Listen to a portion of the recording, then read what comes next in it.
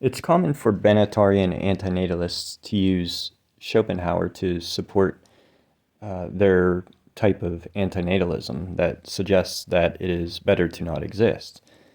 But what did Schopenhauer actually believe about before we're born and after we die? Here, let's take a look at that.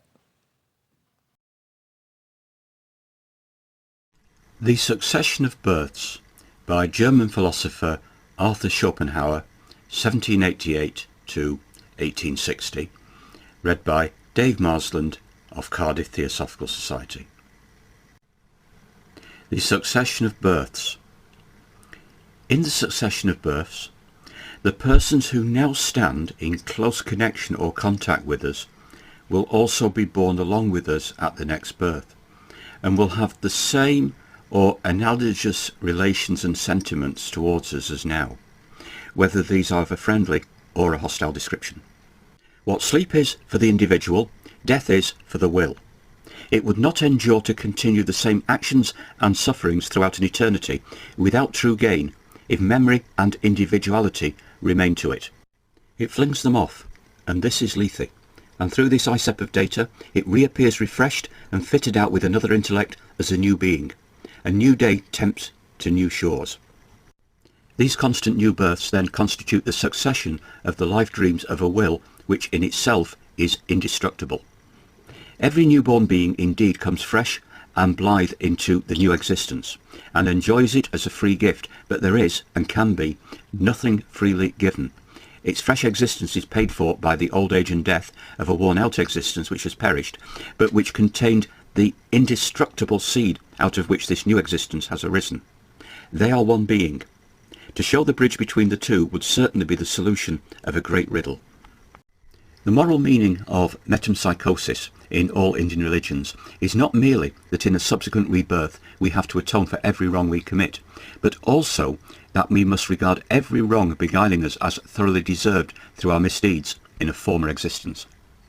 The individuality disappears at death, but we lost nothing thereby, for it is only the manifestation of quite a different being, a being ignorant of time, and consequently knowing neither life nor death.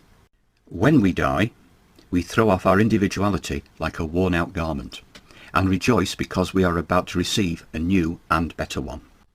Were the Asiatic to ask me for a definition of Europe, I should be forced to answer him, it is that part of the world which is haunted by the incredible delusion that man was created out of nothing, and that his present birth is his first entrance to life. In this, that we ourselves recognize in the lowest forces of nature an eternity and ubiquity with regard to which the transitory nature of their fleeting phenomena never makes us err for a moment. So much the less, then, should it come into our mind to regard the ceasing of life as the annihilation of the living principle, and consequently death as the entire destruction of the man. Because the strong arm which 3,000 years ago bent the bow of Ulysses is no more, no reflective and well-regulated understanding will regard the force which acted so energetically in it as entirely annihilated, and therefore upon further reflection will also not assume that the force which bends the bow to‐day first began with this arm.